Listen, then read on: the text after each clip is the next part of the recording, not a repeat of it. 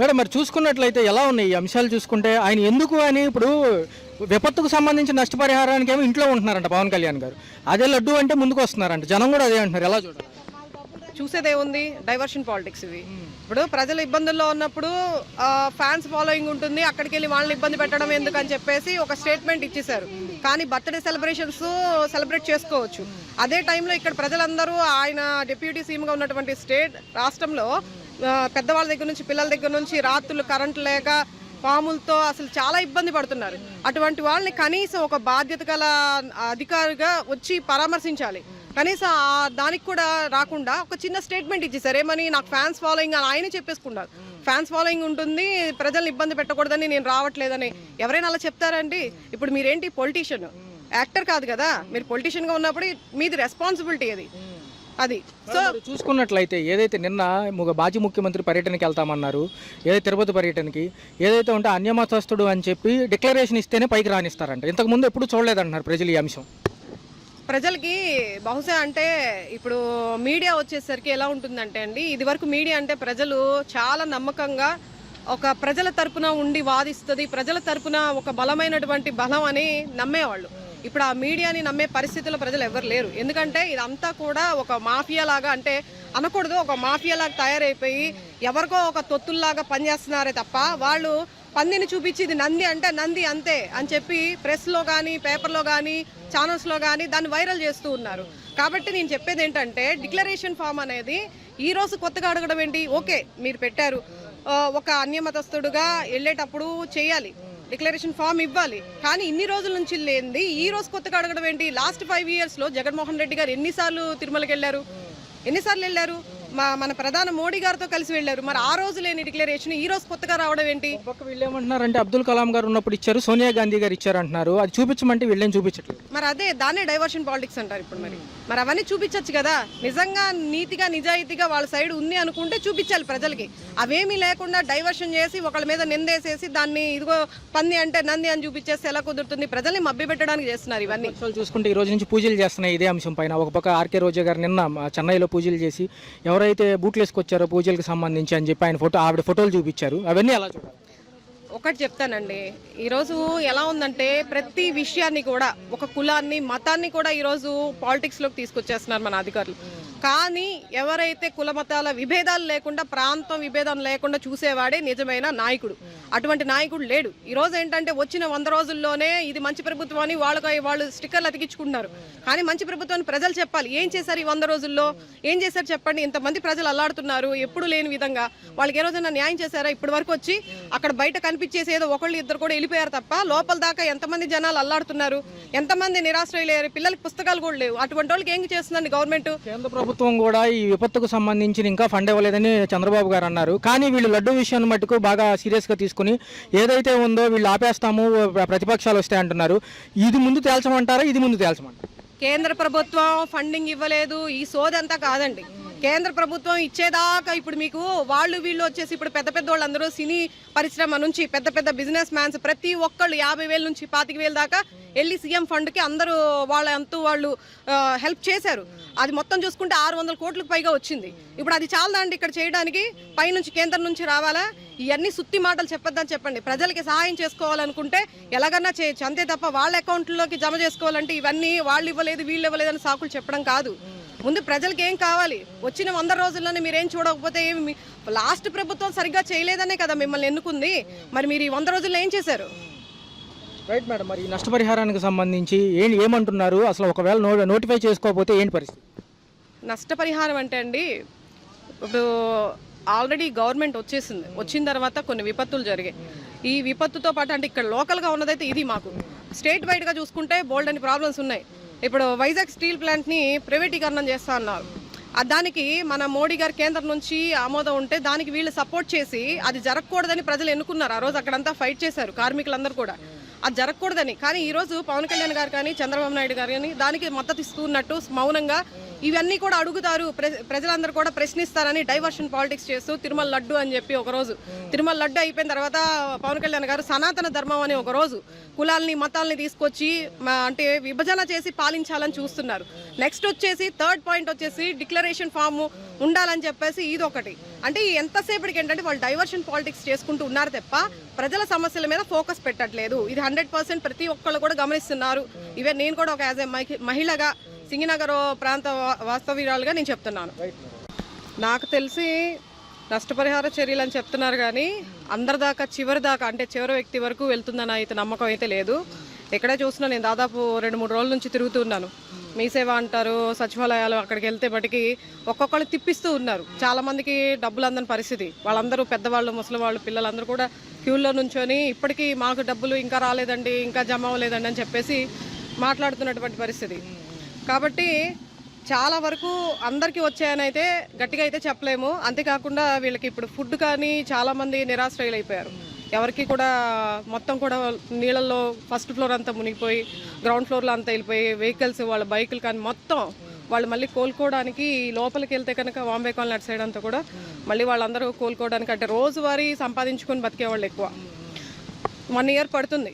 ఈ ఇచ్చే 10,000 కానీ 25,000 కానీ వాళ్ళకేం జీవితాలు అయితే నిండో. అయితే ప్రభుత్వాలు వచ్చి 100 రోజుల పాలన మొన్న 20తో పూర్తయింది. ఇంటింటికి ఇది మంచి ప్రభుత్వాన్ని స్టిక్కర్లు అతికిచ్చి ప్రజాభిప్రాయ సేకరణ చేస్తామంటున్నారు. ప్రజలు ఎలా రెస్పాన్స్ ఇస్తారంట? స్టిక్కర్లు అతికించుకున్నంత మాత్రాన ఇది మంచి ప్రభుత్వం అని చెప్పడానికి వాళ్ళు చెప్పుకోవడం కాదు, అది ప్రజలు చెప్పాలి. ప్రజలు చెప్పి ఇది మంచి ప్రభుత్వం అని ప్రజలు చెప్పాలి తప్ప వాళ్ళు చెప్పుకొని స్టిక్కర్లు అతికిచ్చేసినంత మాత్రాన ప్రజలు దాన్ని యాక్సెప్ట్ చేస్తారని గ్యారంటీ ఏముంది? మనం చేసే పనులు బట్టి కదా ప్రజలు యాక్సెప్ట్ చేయాలి. ఇది మంచి ప్రభుత్వం, మాకు అన్నీ కూడా ఫ్లడ్స్ వచ్చాయి, మాకు మొత్తం కూడా అంటే సర్వీస్ పరంగా కూడా గవర్నమెంట్ నుంచి ఏమొచ్చేంటి అనేది వాళ్ళు ప్రతిదీ గమనిస్తూ ఉంటారు. అది వాళ్ళు ఆమోదించాలి తప్ప వాళ్ళు స్టిక్కర్లు అతికించుకున్నంత మాత్రాన అది అయితే నిజం అవ్వదు కదా. మరొక అంశంలోకి వెళ్తే మరి గత వారం రోజులుగా మంత్రివర్గాలంతా కూడా ప్రజెంట్ ప్రభుత్వంలో లడ్డూ వైపే ఉన్నారు. అసలు ఆ లడ్డూ విషయం తెలియద్దంటారు. ఇప్పుడు లడ్డూ విషయం అనేది ఇప్పుడు అంతా కూడా జరుగుతుంది డైవర్షన్ పాలిటిక్స్ ఇది నాకు అనిపించి. ఎందుకంటే ఆంధ్ర రాష్ట్రంలో ఇప్పుడు ఉండవలసిన సమస్యలు బోలెడని ఉన్నాయి. చూసుకున్నట్లయితే ప్రాయశ్చిత్త దీక్ష దేనికంటారు? ప్రాయశ్చిత్త దీక్ష ఇవన్నీ వాళ్ళ వేలో వాళ్ళు వెళ్తున్నారు, వాళ్ళ పాయింట్ ఆఫ్ వ్యూలో వాళ్ళు వెళ్తున్నారు. పొలిటికల్గా ఎలా గేమ్ ఆడాలి, అవతల వాళ్ళని ఏంటి, గవర్నమెంట్ వాళ్ళదంతా కావాల్సింది ఏంటి, ఇప్పుడు అపోజిషన్ పార్టీ ఏదైతే ఉందో దాన్ని ఏ విధంగా డ్యామేజ్ చేయాలి అనేది చూస్తున్నారు తప్ప ఆంధ్ర రాష్ట్రంలో ఉన్నటువంటి సమస్యల మీద ఎవరు ఫోకస్ చేయట్లేదు. దానికి తెలుస్తూనే ఉంది. ఇప్పుడు పవన్ కళ్యాణ్ గారు పశ్చాత్తాప దీక్ష అన్నారు. మరి ఫ్లడ్స్ వచ్చి ఇంతమంది నీళ్ళల్లో కొట్టుమిట్టాడినట్లయితే ఒక పక్క ఉమ్మడి కూటమి ప్రభుత్వాలు ఈ యొక్క చర్యల్లో సఫలమైనయా విఫలమైందా? నాకు తెలిసి 99.99% విఫలమైనవి. కొంత విశ్లేషణ సార్ ఇప్పుడు టౌన్ వరకు చూస్తున్నారు, ఓకే మీరు సంతోషం, మీరు చెప్తే వస్తున్నారు, కట్ట మీద పెట్టి అందరినీ మా నానా గడ్డి కనిపించారు, వాటర్ అక్కడ వాటర్ ఇస్తే ఇక్కడ వాళ్ళకి ఎలా వస్తుంది? ఎక్కడో కంట్రీకా, ఎక్కడో అంబాపురం, ఎక్కడో వాంబే కాలనీ వాళ్ళకి ఫుడ్ అనేది ఎలాగా మీరు తీసుకొస్తున్నారు, అక్కడ కట్ట మీద పడేస్తున్నారు. కట్ట మీద పడేసిన ఫుడ్ ఏమైంది? మొత్తం కనీసం కుక్కల పాలు కూడా కాలేదు. అది కుక్కల పాలు కూడా రాలేదు. వీళ్ళేమో బండ్లకి వేస్తున్నాం అంటున్నారు, పడవలకి వేసి పంపిస్తాం అన్నాడు. పడవలో వాళ్ళు ఏం చేశారు? తీసుకొచ్చి ఏదో మూలకు తీసుకెళ్లి సంచులు పడేయడం, ఆ వాటర్ అమ్ముకున్నారు. బాటిల్ వచ్చి 5 రూపాయలకు అమ్ముకున్నారు. బాటిల్ ప్రతి బాటిల్ 5 రూపాయలకు అమ్ముకున్నారు. పాల ప్యాకెట్ 5 రూపాయలకు అమ్ముకున్నారు. బోట్లోళ్ళు నేను 5,000 ఇచ్చి వెళ్ళానండి. 5,000 ఇచ్చి నా ఫ్యామిలీని తీసుకెళ్ళా. నా సామాన్ మొత్తం వాంబేకాలని మాది అమ్మాపురం పంచాయతీ అండి. మా ఇవాళ కూడా నాకు దారుణంగా ఉంది. టౌన్ లో మాత్రం శానిటేషన్ సింగనారం వరకు మాత్రం శానిటేషన్ జరుగుతుంది. మాకు మాత్రం ఎటువంటి ఫలితం లేదు. మాకు అసలు ఎమ్మెల్యే ఎలా ఉంటాడో అతని ముఖం ఎలా ఉంటుందో మాకు తెలియదు. అంటే మీరు నమ్ముతారా? డిప్యూటీ సీఎం గారు కానివ్వండి, చంద్రబాబు నాయుడు గారు యొక్క స్ట్రాటజీ కానివ్వండి, ఆయన పనితీరు ఏమైనా పనికొచ్చింది ఈ వరదల్లో? ఏమండి ఒక చిన్న డౌట్ సార్. ఇంతకుముందు నాకు తెలిసి 5 వరదలు నేను చూశాను సార్. 86 నుండి నేను రంగా గారి హయాం నుండి రంగా వరకు చూస్తున్నాను ఇక్కడ. కానీ ఎప్పుడు లేని అనుభవాలు నాకు ఎదురైంది ఈసారి. ఎందుకంటే ఫస్ట్ మాకు వరద వస్తుందంటే ఇన్ఫార్మ్ అయ్యేది. కానీ ఈసారి ఇన్ఫర్మేషన్ కదా, నేను ఫోన్ చేసి మా ప్రెసిడెంట్ గారికి ఫోన్ చేసి, సార్ మా ఇంటి దగ్గర ఉన్న 3 అడుగులు ఉంటుంది సార్, మా ట్రాన్స్ఫారం 3 అడుగులు భూమికి 4 అడుగులు దాటితే 4 అంగుళాలు వస్తే ట్రాన్స్ఫారం మునిగిపోద్ది సార్, వెంటనే మీరు పవర్ ఆఫ్ చేయించండి అని ఫోన్ చేస్తే ఏఈకి ఫోన్ చేసి అప్పుడు కట్ చేయించారు. ఏమాత్రం నేను లెగడం ఆలస్యమైన ఉంటే ఎంతమంది చచ్చేవాళ్ళం ఒక్కసారి చెప్పండి.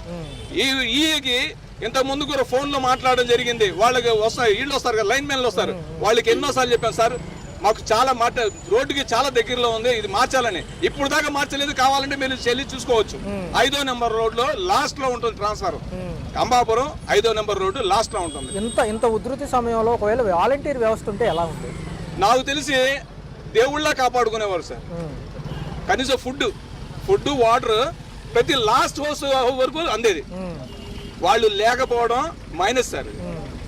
చంద్రబాబు నాయుడుకి ఏ దృష్టితో చూసుకున్నాడో తెలియదు, కానీ నాకు తెలిసి అతను చాలా పెద్ద తప్పు చేసింది ఏంటంటే వాలంటరీ వ్యవస్థని కంటిన్యూ చేయకుండా ఉండడం చాలా పెద్ద తప్పు. ఇది ఇలాంటి వ్యవస్థ వచ్చి ఇదే కరోనా జరిగి ఉంటేనండి, ఈ హయాంలో ఈ గవర్నమెంట్ లో కరోనా వచ్చి ఉంటే ఒకరు బతికేవాడు కాదు. నాకు తెలిసి కోట్లలో పోయేవాళ్ళు.